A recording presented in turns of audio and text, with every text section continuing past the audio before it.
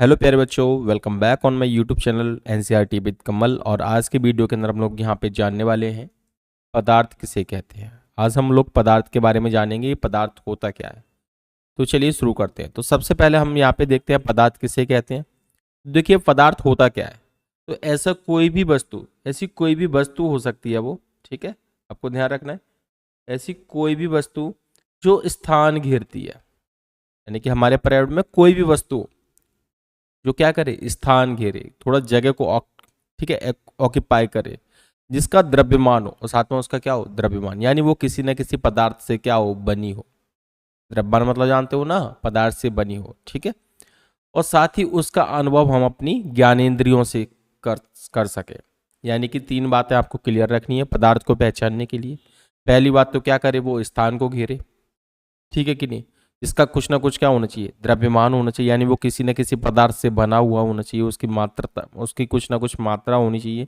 और हम क्या करें, अपनी ज्ञानेंद्रियों से, ज्ञानेंद्रिय क्या होती है, ठीक है, आंख होती है कि नहीं, और क्या होती है, नाक होती है कि नहीं, यानी हम सूंघ के, आंख के, नाक से, इस तरीके से हम क्या करें, उसका अनुभव कर सके, तो इसे ही हम क्या बोलते हैं, पदार्थ कहलाती है, ठीक है। सिंपल सी बात यह है कि कोई भी वस्तु जो स्थान घेरे, ठीक है, और जिसका कुछ ना कुछ द्रव्यमान हो, और हम उसको अपनी ज्ञानेंद्रियों से उसको क्या कर सके, महसूस करें या फिर उसको देख सकें, उसे हम क्या बोलते हैं, पदार्थ बोलते हैं, ठीक है। जैसे उदाहरण के लिए यहाँ पे क्या है, लकड़ी है, पत्थर है, गैस है। अब देखो पत्थर है, अब पत्थर क्या होता है, पत्थर की एक ना कुछ क्या होता है, पदार्थ से बना होता है, यानी उसका द्रव्यमान होता है कि नहीं, ठीक है। और वो पत्थर अगर हम किसी जगह पे रखेंगे तो स्थान को घेरेगा कि नहीं घेरेगा, ठीक है। तो उसका क्या हो गया वहाँ पे, ठीक है, और हम उसको देख सकते हैं, तो इसका मतलब क्या हो गया, वो एक पदार्थ हो गया। समझ में आ गया क्या होता है पदार्थ, सीधी भाषा में समझ में आ गया, ठीक है। तो ये होता है पदार्थ। अब हम बात करते हैं यहाँ पे पदार्थ की अवस्थाओं के बारे में। तो पदार्थ की कितनी अवस्था होती हैं, तो यहाँ पे ध्यान रखना है, पदार्थ की तीन अवस्थाएं होती हैं। अवस्थाओं का मतलब पदार्थ कौन से फॉर्मेट में मिलता है, कौन कौन सी अवस्थाओं में, ठीक है। तो सबसे पहला होता है यहाँ पे ठोस, तीन अवस्थाएं होती हैं। और वो तीन अवस्थाएं कौन सी होती हैं, वो होती है ठोस, द्रव और गैस। आपको तीनों बातों का ध्यान रखना है। पदार्थ की कितनी अवस्थाएं होती हैं, तीन अवस्थाएं होती हैं। एक ठोस होता है, एक द्रव होता है, और एक क्या होता है, गैस होता है। क्लियर हो गया यहाँ तक, ठीक है। अब सबसे पहले हम ठोस की बात करते हैं। अब ठोस को कैसे पहचाने कि ये जो पदार्थ है वो ठोस है, ठीक है। देखो यहाँ पे क्या है, ये पदार्थ जिनका आकार और आयतन दोनों निश्चित होते हैं, ये इस चीज का ध्यान रखना। जिसका आकार और आयतन दोनों निश्चित होते हैं, उसे क्या कहते हैं, हम लोग ठोस कहते हैं। वही जो वो पदार्थ है वो क्या कहलाएगा, ठोस कहलाएगा। उदाहरण के लिए क्या है, देखो पत्थर है, लकड़ी है, ये सब। अब देखो कैसे है, थोड़ा एक उदाहरण से समझते हैं जिससे क्लियर हो जाए। जैसे हमने पत्थर लिया, ठीक है कि नहीं। अब पत्थर का पता है ना, यहाँ पे आकार कैसा होता है, निश्चित होता है कि नहीं, हमेशा फिक्स होता है। पत्थर आप अभी अपने घर पे रख जाओगे, एक दो साल बाद देखोगे तो भी वो पत्थर उतना का उतना ही रहेगा कि नहीं, क्या उसमें कोई बदलाव आएगा, क्या नहीं आएगा ना। तो इसका मतलब क्या हो गया, उसका आकार कैसा है, निश्चित है। दूसरा आयतन मतलब क्या है, अगर मैं पत्थर को एक बड़े इस तरीके के बर्तन में डाल दूंगा तो भी वो उसका साइज, वो तो भी वो उतना ही जगह घेरेगा, उतना ही स्थान घेरेगा कि नहीं। अगर मैं इसको छोटे से इतने बड़े बर्तन में डाल दूंगा तो भी क्या करेगा, वो उतना ही जगह घेरेगा।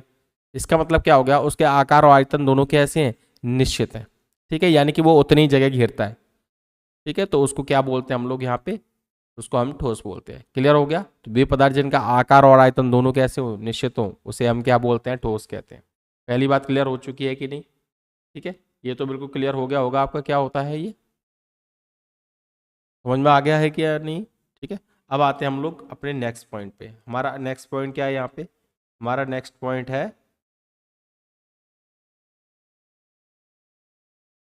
द्रव, ठीक है। दूसरी अवस्था क्या होती है, द्रव। तो द्रव क्या होता है, द्रव को इंग्लिश में लिक्विड बोलते हैं। वे क्या होते हैं, वे पदार्थ जिनका आयतन तो निश्चित होता है, ध्यान रखना। द्रव में क्या होता है, आयतन कैसा होता है, निश्चित होता है, लेकिन उसका आकार निश्चित नहीं होता। यानी कि इसमें क्या होगा, देखो ठोस में क्या था, ठोस में आकार और आयतन दोनों कैसे थे, निश्चित थे, यानी दोनों बिल्कुल फिक्स थे। लेकिन द्रव में क्या हो रहा है, आयतन तो निश्चित है, आयतन कैसा है, निश्चित है, लेकिन आकार निश्चित नहीं है, आकार निश्चित नहीं होता, ठीक है। तो वे पदार्थ जिनका आयतन निश्चित हो और आकार निश्चित नहीं हो तो उसे क्या बोलते हैं हम लोग, द्रव बोलते हैं, यानी कि लिक्विड बोलते हैं। एक एग्जाम्पल देते हैं, जैसे उदाहरण के लिए क्या क्या है, जैसे तेल, पेट्रोल, डीजल, दूध, ये सब क्या होते हैं, ये द्रव होते हैं। अब देखो यहाँ पे एक उदाहरण लेते हैं, आकार आयतन वाला मैं आपको समझा देता हूँ। जैसे हमारे पास क्या है, एक गिलास के अंदर, ठीक है, एक गिलास में इसमें क्या है, इसमें पानी भरा हुआ है, हो गया, इसमें क्या है, पानी है, समझना है इसको, ठीक है।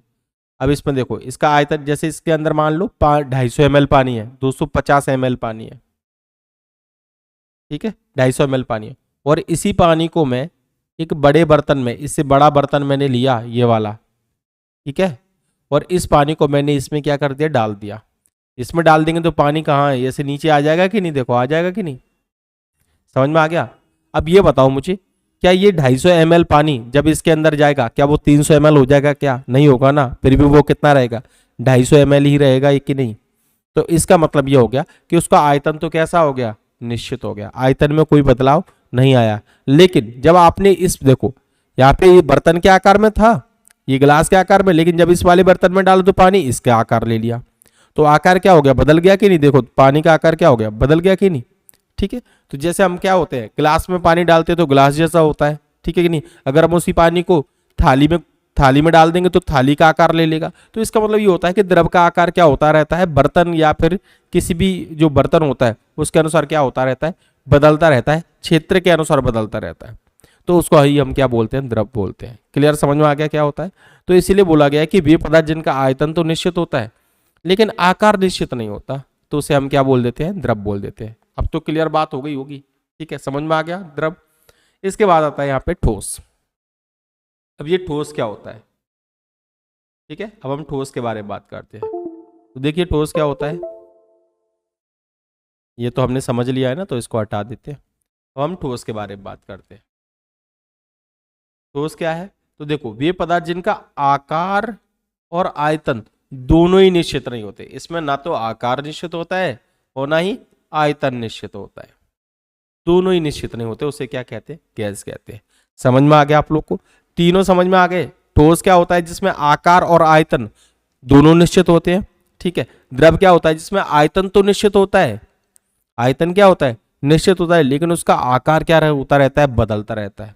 वहीं पे अगर हम गैस की बात करें तो इसमें दोनों आकार, इसके अंदर आकार और आयतन दोनों ही निश्चित नहीं होते, दोनों ही चेंज होते रहते हैं। कैसे, जैसे आपने देखा होगा गैस की हम बात करें,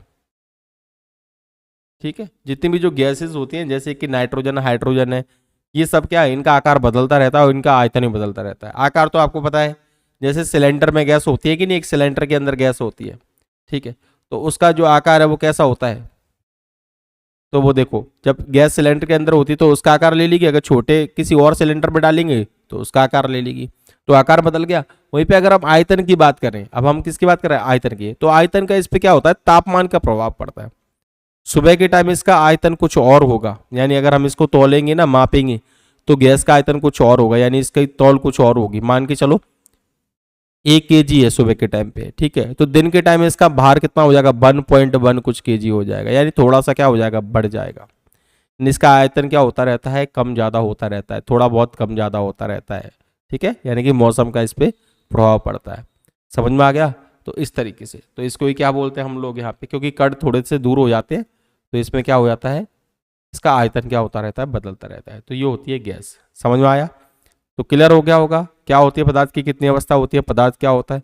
आई होप आप लोग को ये छोटा सा वीडियो मैंने समझाने की पूरी कोशिश की है, आपको समझ में आ गया होगा। अगर आपको ये समझ में आ गया तो प्लीज़ इस वीडियो को लाइक ज़रूर कर देना और चैनल को सब्सक्राइब कर देना। ये बस आपको 2 काम करने चाहिए। क्या करना है, वीडियो को लाइक कर दीजिए और चैनल को सब्सक्राइब कर दीजिए, इसमें आपके कोई पैसे नहीं जाने वाले हैं, ठीक है, मेरी थोड़ी सी हेल्प हो जाएगी। तो चलिए मिलते हैं इसी तरीके की एक नई वीडियो के साथ।